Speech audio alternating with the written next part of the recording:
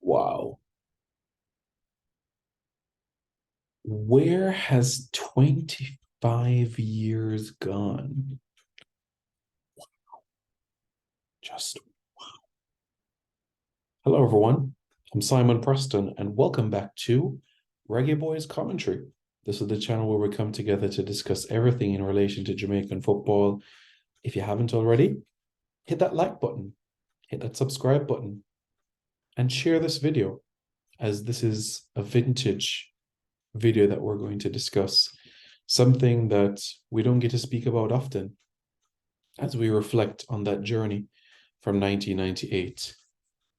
For those of you, whether watching this video live or later in the day, next day, I want you right now to go into the comments. I'm giving you this moment right now. Go into the comments and tell me, where were you November 16, 1997? I'm giving you this moment right now. Go into the comments. Where were you Sunday, November 16, 1997, at roughly 4:45 Jamaica time? Where were you? Where were you when the final whistle blew and the United States defeated El Salvador 4-2 and Jamaica secured a 1-1, secured a 0-0 draw against Mexico? Where were you 25 years ago today? Where were you 25 years ago today when the Reggae Boys secured World Cup qualification to France 1998? Bang in the comments right now. Where were you November 16, 1997 at 9 a.m. when the gates were open and the stadium rammed? Where were you at the final whistle when Jamaica secured World Cup qualification? Where were you on the last time in Jamaica as an independent nation where there were 0 recorded deaths on the entire island? The last time in the history of independent Jamaica where there were 0 recorded deaths on the entire island. Where were you? Where were you when the two leaders of the political parties on the island embraced? Where were you when Jamaica became an egalitarian state? Where were you when there was no division in the country? Where were you where Jamaica united as one? Ethnicity, culturally, politically, everyone united. Where were you when Jamaica got together? Where were you? Did you embrace the person to your left, to your right? Where were you? Please, I implore you, get into the comments right now and tell me exactly, where were you? Where were you when Jamaica secured qualification to the 1998 FIFA World Cup? Because if I'm going to be completely frank and open and transparent with you all, I don't remember the qualifiers. My parents got married at the start of the 1990s. They decided to have a child a couple of months after. Yes, I was a planned child. I was. I was a planned child. But my first footballing memory was the World Cup, not the qualifiers. So that's why I implore you to tell me exactly, where were you when Jamaica secured that 0-0 draw against Mexico? Because persons who were born in early 90s, late 90s, Generation Z, people born in the 2000s, the qualifiers, the memories of the qualifiers is not there. It's not my fault, guys. It's not my fault. I didn't choose the day to be born. In fact, I was born before my due date. And I was still 8.5 pounds. The doctor predicted I would end up at 6'6", but I ended up just an inch off that. So big up Dr. Caroline Gomes. You know, she's always been spot on about my development as a human being and growth. You know, she said by 18 I would be 6'6", and when I was 18 I was 6'5". So can't complain about that, really. Just an inch. So I'll take it. I'll take it. So again, I implore you, what was the qualifiers like? Well, what were the results like in the qualifiers? Let's have a look at that, shall we? So the Jamaicans began their campaign over in South America. Yes, that's right. Went over to South America to play Suriname in Paramaribo. And Theodore Whitmore got us up and running. And then the return leg clipped Suriname thanks to Paul Teagat Davis. In the second round, we took on Barbados and won 3-0 on aggregate. That's right. 1-0 away in Bridgetown, thanks to Walter Boyd, and 2-0 at home, thanks to Tapa and Walter Boyd. Then came the interesting part, the semi-final round of World Cup qualifying. Jamaica in a group with Mexico, Honduras, and St. Vincent. And Jamaica topped that group.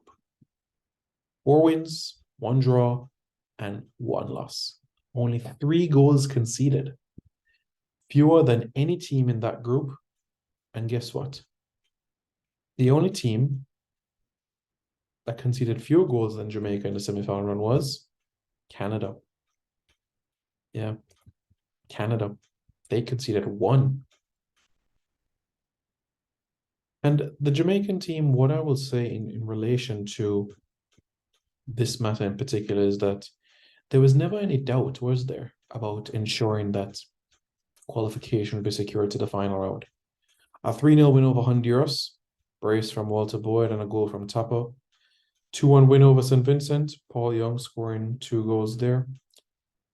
And then their sticker, Walter Boyd getting on the score sheet. What a goal that was. A crucial 0-0 draw against Honduras in San Pedro Sula. A 5-0 victory over St. Vincent, with Tapa scoring 2, Paul Young 1, Peter Cargill 1, Shawty Malcolm 1, and Ian Pippa Goodison late on. Jamaica got to the final round. And as we know, in the final round, Jamaica won 3, drew 5, and lost 2. Jamaica did not concede a single goal at home in the qualifiers. Not a single goal at home. And Jamaica scored 7 goals in the qualifiers. So, how did that final round go? Well, that final round was quite compelling, you know. A 0-0 draw against the United States, arguably a game where Jamaica should have won. Then a 6-0 smashing by Mexico. Ooh, tough start. And a 0-0 draw against Canada. Then finally our first goal of the qualifiers, thanks to Andy Williams against Costa Rica. 2 points after 4 games. Tough. But then Andy Williams scored. And now all of a sudden Jamaica is 5 points from 5 games. And then bam, here comes September. Dion Burton says, hello, we're up to 8 points. Then we play Costa Rica, now we're up to 11 points. And come October, we take on the United States, and Dion Burton gets us a crucial equalizer in DC. And then after that, Jamaica went to El Salvador in San Salvador, Estadio Cuscatlan, Burton and Hall. And finally, on the last day, Jamaica needed to ensure that it didn't lose to Mexico and that El Salvador wouldn't beat the United States. The US did their business. So technically, qualification was sealed before the final whistle. Qualification was sealed roughly around the 80th minute, thereabouts. So, yeah. And Jamaica booked their ticket to France 1998. In the final round of qualifiers, Burton with 4 goals, Andy Williams with 2, and a goal for Paul Hall.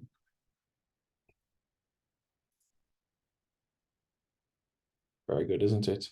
And if you're going to combine all goals in the qualifiers, Tapper with 5, Walter Boyd with 5, Dean Burton with 4, Paul Young with 3, Andy Williams with 2, and there was a goal for Peter Cargill, Paul Davis, Pepe, Paul Hall, Shorty Malcolm. 25 years on. Has Jamaica progressed 25 years on? Now, not qualifying for a World Cup doesn't mean that you haven't progressed as a footballing nation. There has been improvements. We're not at the Shortwood residents sleeping on mattresses. We're in hotels. Technology has improved, where our recovery after games are better, significantly better. More of our players are playing overseas. So in that sense, you can say there has been tremendous progress. An aspect that you could say, not so much, is the quality of the surfaces. Now, I know that is something that the Jamaica Football Federation is going to ensure that they can improve on. It's just disappointing, you could say, that the progress has not been made just yet in terms of the facilities. I know that there is a significant cost to it. So hopefully those matters can be rectified soon. You know, I think it was a great incentive for the UAGFF Captain Horsburgh Centre of Excellence. But I promise you, 3 of those on the island, and Jamaica will at least be at under 17 or an under 20 World Cup every 2 years. 3 of those on the island. 3 of them on the island of that similar nature, stature. What else has happened in the last 25 years? Well, Jamaica has been to 2 World Cup finals. Jamaica has 6 Caribbean Cup crowns. And Jamaica has been to 2 under-17 World Cups and 1 under-20 World Cup. The under-17 World Cup in 1999 was in New Zealand, and the 2011 tournament was in Mexico. The 2011 tournament, Jamaica, well, not only scored their first goal through Zalana Barnes, but Jamaica also secured their first ever point at the under-17 World Cup after drawing 1 with France. Let's not forget that about this France team. They had Yacine Benzia. They had Laporte. They had Bakayoko. Yeah? Just let that sink in. No, Paul Pogba was not part of that team. He wasn't. Paul Pogba was part of the under-20 team that won the under-20 World Cup in 2013 in Chile. Paul Pogba was not part of that under-17 team.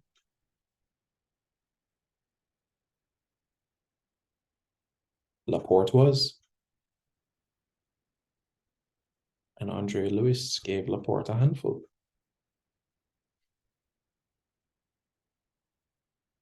Bakayoko was there.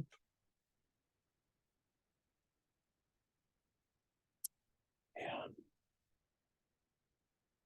So Jamaica has qualified for 6 FIFA tournaments in the last quarter of a century. 98, 2 under-17 World Cups, an under-20 World Cup, and 2 FIFA Women's World Cups. So that's 6 FIFA tournaments in 25 years. If I'm being completely frank, I would say that in that time frame, Jamaica should have been to at least 10 FIFA tournaments. The other FIFA tournaments that Jamaica should have advanced to are the under-20 World Cup for 2023. Basically, the CONCACAF Championship that we had in Honduras earlier this year, where Jamaica fell at the quarterfinal stage to the Dominican Republic. That one. the under-17 World Cup under Andrew Edwards in 2015. Jamaica was a penalty shootout away, and a penalty shootout is literally a flip of the coin. So,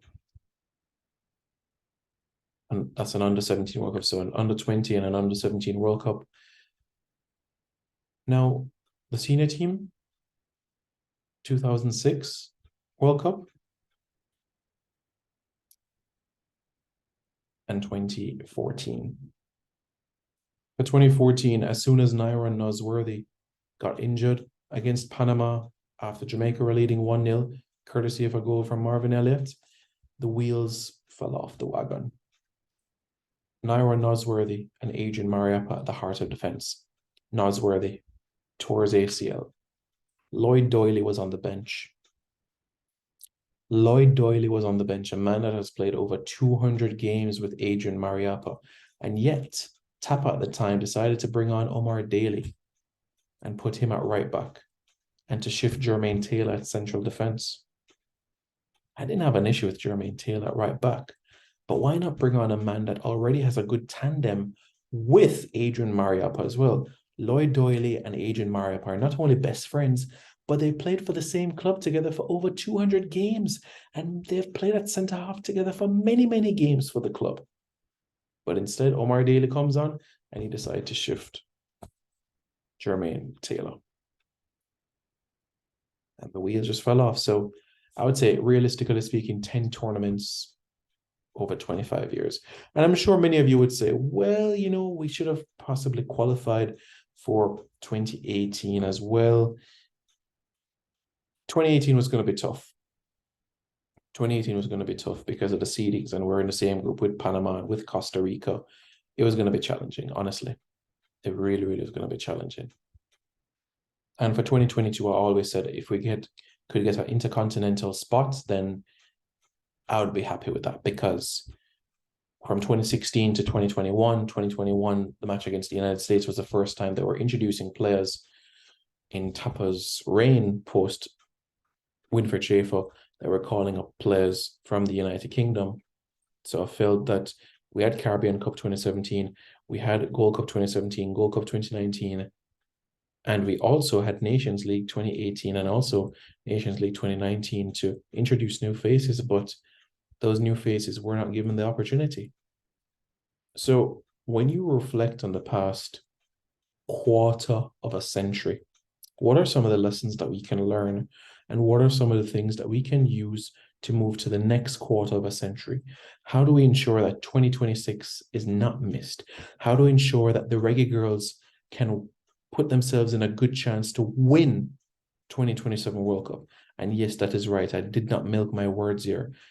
The Reggae Girls should be going to win the 2027 World Cup. Yes, you heard me. Yes, you heard me. Yes, you heard me. The Reggae Girls should be going to win the 2027 FIFA World Cup. Win 2027 FIFA World Cup. Win 2027 FIFA World Cup. Just think about it, all right? Just think about it. Bonnie will be 29, 30, peak of her career. Mia Mitchell will be 19, 20.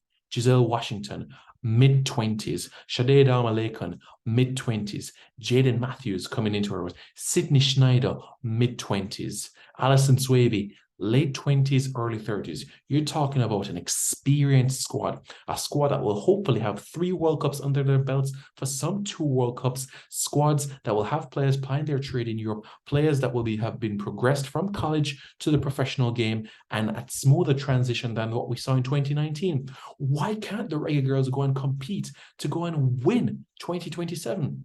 I don't see why not. You might call it delusional, but I don't call it delusional, because I know these girls and I've seen these girls play from their high school games and from their time spending time when they used to be playing for USA under 15, under 17, under 20. Kiki Van Zanten is going to be 25, 26 for 2027 FIFA World Cup. And if she maintains and makes the progress that she's currently doing, she could very much compete with Bunny's numbers down the road in terms of international goals. I'm telling you. So the lessons for the next quarter of a century. Getting passports early on the men's side. The women, ensuring the proper matriculation from the under-20s, under-17s. Like I said, Peyton McNamara, Mia Mitchell, Leah Brooks, Malia Atkins. For me, Chanel Buckley, that quintet needs to be ensure that the proper foundation, game time, and motivation is there. I'm not saying throw all of these girls in early. You want to ensure that you give them a little taste of the international exposure and then pull them back a bit. Ensure that that hunger, that desire is still there, that burning desire. And let me tell you something, we're going to really, really, really, really pounce on some teams 2027. So I'm telling you, I think the next quarter of a century for Jamaican football is going to be a time to reflect on more compared to what we have right now. The next quarter of a century, Jamaica in the round of 32 of 2026 FIFA World Cup, the round of 16 of 2030 World Cup. For the women's side of things, 2027, a quarter-final run for the Reggae Girls. 2031 for the Reggae Girls, a quarter-final run. Jamaica to win the under-17 FIFA World Cup for men. Yep, you heard it. In 2037. Yeah, that's what I believe is possible. And I know many of you think the same way as well. Preparation is key. Preparation is key. Let me know your thoughts. Let me know how you feel about that. And don't forget to subscribe to Reggae Boys Commentary for more content.